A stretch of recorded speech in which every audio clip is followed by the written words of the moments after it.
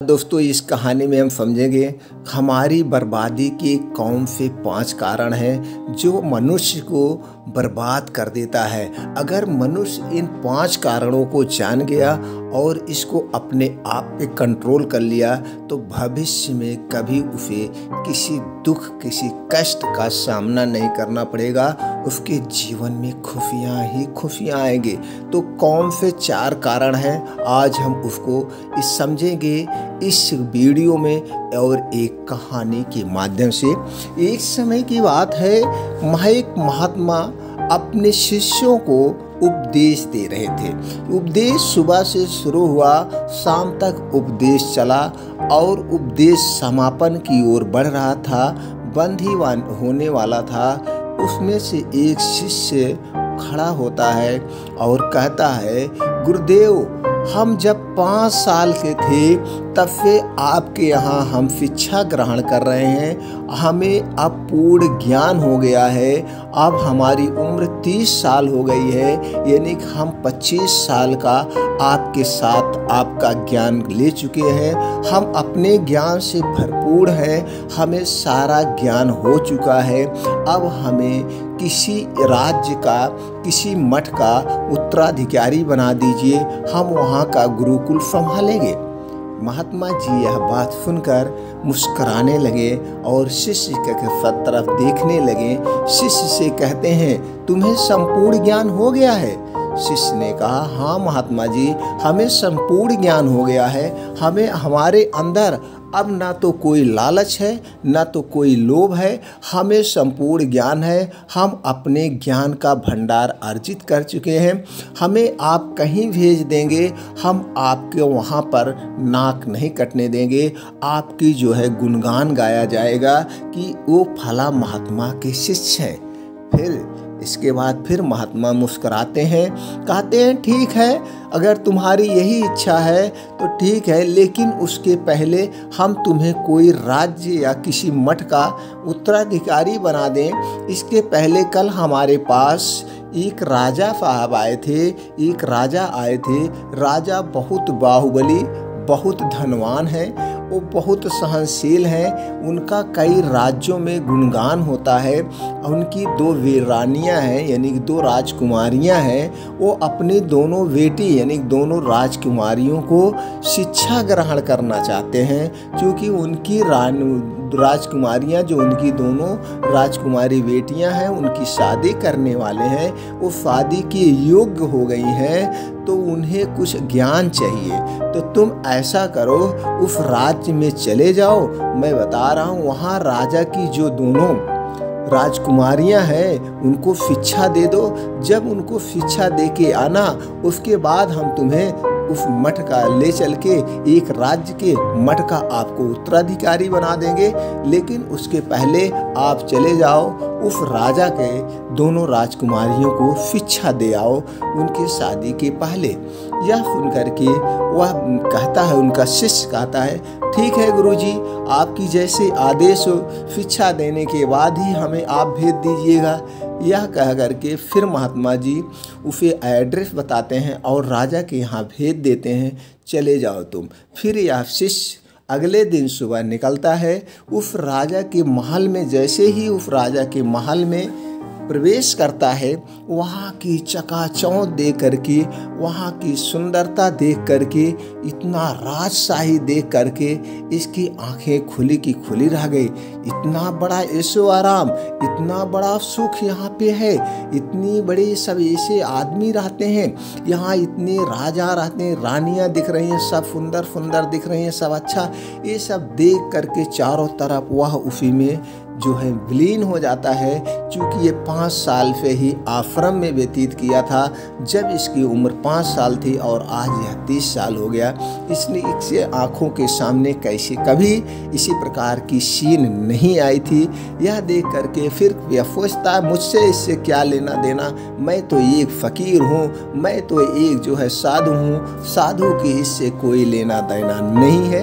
ये अपने मन को रोकता है और आगे महल की तरफ बढ़ जाता है। जब ये महल में प्रवेश करता है और वहाँ जाता है, कहता है जो दूत खड़े होते हैं कि आप जाके महाराज से बता दो कि आपके यहाँ एक शिष्य आया है जो कि आपकी राजकुमारियों को शिक्षा देने के लिए। यह जाकर के राजा से बात बताता है। वह दूत सेवक और राजा फिर इसे अंदर बुलाते हैं। ये शिष्य अंदर जाता है और जब वहाँ पे राजा बैठे होते हैं, रानियाँ बैठे होती हैं, उनकी सभा लगी होती है और उनकी सभा में वो खूबसूरत सुंदर राजकुमारियाँ भी बैठी होती हैं जिन्हें ये शिष्य को शिक्षा देना था। वहाँ पे बैठता, प्रणाम करता है राजा को और इन्हें आदर पूर्वक बैठा करके इनका सेवा सत्कार किया जाता है। फिर एक आता है, महाराज हमें महात्मा जी ने भेजा है, आपकी बेटियों को शिक्षा देने के लिए हम आए हैं। यह देख करके राजा कहते हैं, हाँ हमारी महात्मा जी से बात हुई थी, ये हमारी दोनों राजकुमारियां हैं, इनकी हमने शादी तय कर दिया है, अब इनका शादी होना है, आप इन्हें कुछ शिक्षा दे दीजिए जिससे अपने ससुराल में जाएं, इनको कोई कष्ट ना हो, सबका अच्छी तरह से देखभाल करें और जो है अपने राज्य को सही ढंग से चलाएं, आप इन्हें शिक्षा दे दीजिए। यह कहते हैं राजा। तो यह शिष्य कहता है, ठीक है महाराज, मैं कल सुबह से ही जो है इन दोनों राजकुमारियों को शिक्षा देना प्रारंभ कर देता हूँ। यह सारी बात होती है। फिर राजा अपने सैनिकों को इशारा देते हैं कि इन्हें जो अच्छा वाला महल है उस महल में दोनों राजकुमारियां का रहने की व्यवस्था की जाए, वहीं पे शिष्य का रहने की व्यवस्था किया जाए। ये शिष्य वहीं पे जो है दोनों राजकुमारियों को शिक्षा देगा। जब शिक्षा पूर्ण हो जाएगी तब इस शिष्य को इनके दे दिया जाएगा, इन्हें उपहार स्वरूप जो कुछ देना होगा इनकी विदाई कर दिया जाएगा। यह करके सभा समाप्त होती है और इशारा करते हैं, राजा ले जाओ इन्हें उनके महल में। अब ये शिष्य जाता है, उस महल में सारी ऐसो आराम की चीज़ें इसे वहाँ पे उपलब्ध थी, सब कुछ इनके सेवा में लगे थे, कोई खाना में, कोई इनको मतलब सारी सेवाएं जो भी सुख सुविधाएँ थी, सारी सुख सुविधाएँ, तरह तरह के व्यंजन, सब कुछ इन्हें वहाँ दिया गया। अब ये सारी चीज़ें देख करके ये शिष्य जो है चकाचौंध हो गया, अरे इतनी अच्छी चीज़ें तो हमने कभी खाया ही नहीं था, सब कुछ होता है। फिर अगले दिन से यह उन दोनों राजकुमारियों के जो है शिक्षा ग्रहण में जाता है, जहाँ पे शिक्षा का स्थल होता है। शिक्षा देने के लिए दोनों राजकुमारियाँ आती हैं, शिक्षा का आरंभ शुरू होता है, शिक्षा देना शुरू करते हैं। इसी तरह से शिक्षा देना उन दोनों राजकुमारियों को रोज डेली की शिक्षा देते थे। कभी राज्य कैसे चलाना है इसकी शिक्षा देते थे, कभी आपके ऊपर कोई राज्य आक्रमण कर देगा तो आप क्या करेंगे, कभी आपके पति के ऊपर कोई संकट आ जाए तो आप क्या करेंगे, सारी शिक्षाएं देते रहें। इसी तरह से एक दिन यह सोचा कि अब चलिए हम महल में थोड़ा सा टहल वहल लेते हैं। इस सुबह इसकी क्लास जो चलाते, जो शिक्षा देते, दोपहर में देते थे और ये सुबह निकले थे टहलने के लिए। टहलते टहलते चले जाते हैं जहाँ दोनों राजकुमारियों का कक्ष था।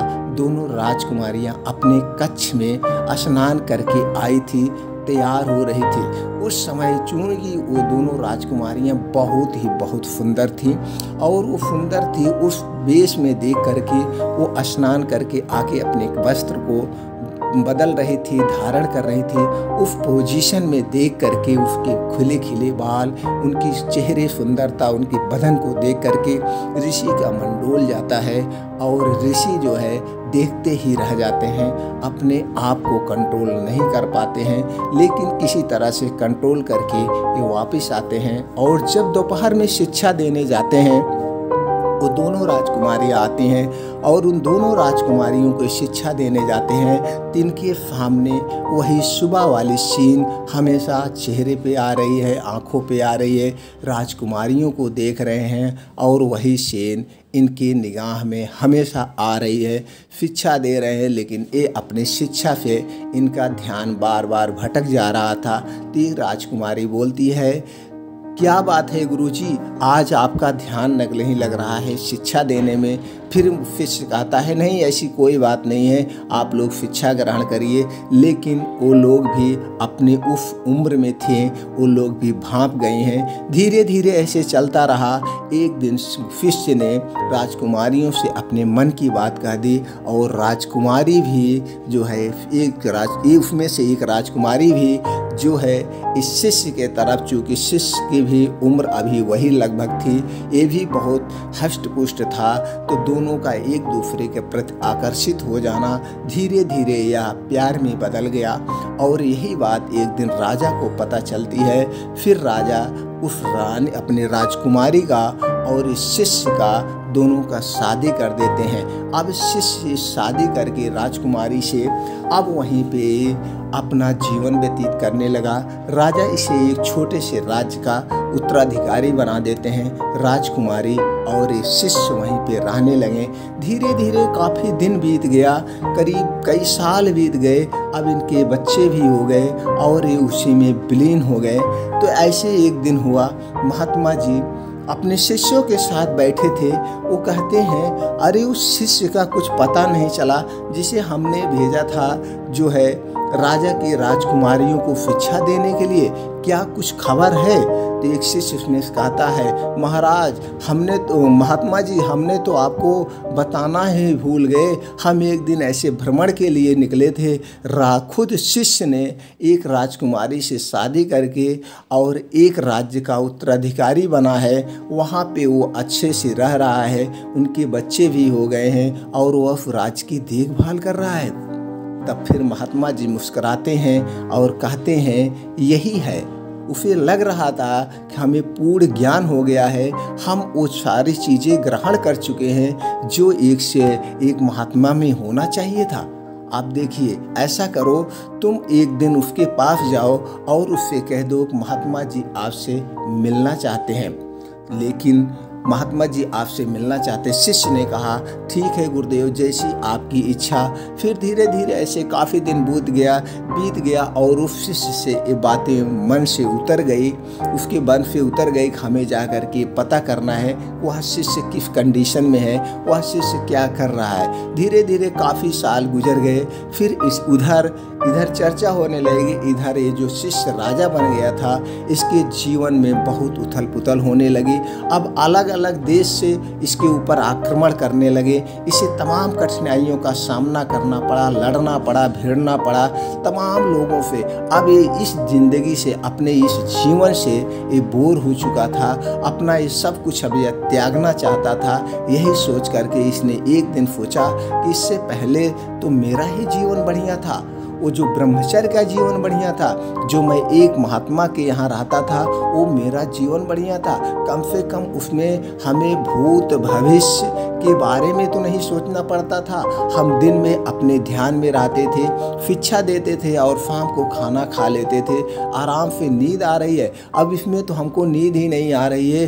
कभी कोई दूसरा देश ना कहीं आक्रमण कर दे, कोई दूसरा राज्य ना आक्रमण कर दे। मेरा जो है जान हमेशा जो है एक हंसिए पे रखा है, तलवार पे रखा है, कब मेरा गर्दन कट जाएगा। ये सोच करके फिर एक दिन सब कुछ त्याग करके वह फिर वापिस महात्मा के पास आता है, महात्मा के चरणों में गिर जाता है, कहता है महात्मा जी हमें माफ़ कर दीजिए। फिर महात्मा जी मुस्कुराते हैं, कहते हैं क्या बात है वत्स, काफ़ी दिन बाद आप आए, कितनी लंबी आपकी शिक्षा चली, शिक्षा ग्रहण करवा दिए राजा की राजकुमारियों को। यह सुनकर के वह शिष्य शर्मिंदा हो जाता है और कहता है महाराज आप हमें क्यों शर्मिंदा कर रहे हैं, हमने तो गए थे शिक्षा देने, लेकिन हम उस मोह माया में फंस गए, हम उस वासना में फंस गए, हम उस लालच में फंस गए जिसमें हमें नहीं फंसना चाहिए, जिसमें एक महात्मा को नहीं फंसना चाहिए, और हमने सब कुछ बर्बाद कर दिया, सब कुछ गंवा दिया। लेकिन अब हम उसमें नहीं जाएंगे, हम आपके चरणों में रहेंगे, आप जैसे हमें कहेंगे वो सारी चीज़ें हम ग्रहण करेंगे। हमें बहुत बड़ा पछतावा है, हमें अगर आप बताए होते तो हम नहीं जाते। महात्मा जी फिर मुस्कुराए, हमने कहा अभी तुम्हारी शिक्षा पूर्ण नहीं हुई है। देखो बस आज मैं सारे शिष्यों को आज मैं 4 ऐसी बातें बताता हूँ आदमी के सबसे ज़्यादा बर्बादी का यही 4 की चीज़ें हैं। अगर आदमी इन 4 चीज़ों को कंट्रोल कर लेता है तो अपने जीवन में वो कभी दुखी नहीं रहेगा, उसे कोई कष्ट नहीं होगा, वो हर एक चीज़ उसका मान सम्मान सब कुछ बना रहेगा, वो कहीं पे भी रहेगा, उसे दुत्कार नहीं मिलेगा, उसका मान मिलेगा, सम्मान मिलेगा और वो हमेशा सुखी जीवन व्यतीत करेगा। उसके घर साक्षात भगवान का वास होता है, लक्ष्मियों का वास होता है, देवी देवताओं का वास होता है। वह शिष्य प्रणाम करता है और कहता है गुरुवर वो 4 बातें हमें लोगों को एक बार आप फिर बता दीजिए और हम लोगों के माध्यम से हर एक मनुष्य जाति जान जाएगा, हर एक आदमी तक पहुंच जाएगी वो 4 बातें। तो पहली जो है वो है दोस्तों आलस। आलस आदमी को बर्बाद कर देती है। आदमी को आलस नहीं करना चाहिए। आदमी अगर आलस करता है तो अपने जीवन में आगे नहीं बढ़ पाता है, वो उसको आलस छोड़ देना चाहिए। और दूसरी बात जो है दोस्तों वो है काम वासना। आदमी को अपनी काम वासना पे हमेशा काबू करना चाहिए।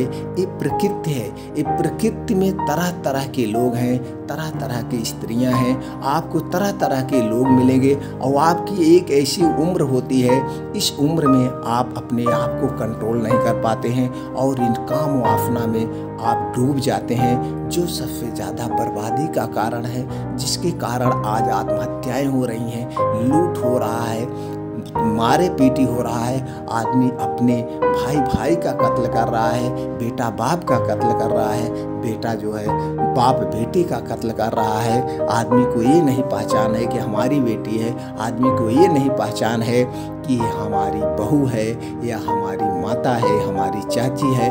आदमी को अपने काम वासना में एकदम विलुप्त है, उसे कोई रिश्ता नहीं पता है, उसे कोई धर्म नहीं पता है। इसलिए काम वासना को कंट्रोल करना। और जो अगली बात है वो क्रोध है। क्रोध पे आपको काबू करना होगा।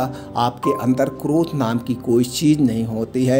अगर आपके अंदर क्रोध है कभी भी आपके ऊपर कोई भी बहुत बड़ा कष्ट आ सकता है, क्योंकि वाणी ही है जो आदमी को स्वर्ग तक ले जाती है, वाणी ही है जो आदमी को बचाती है।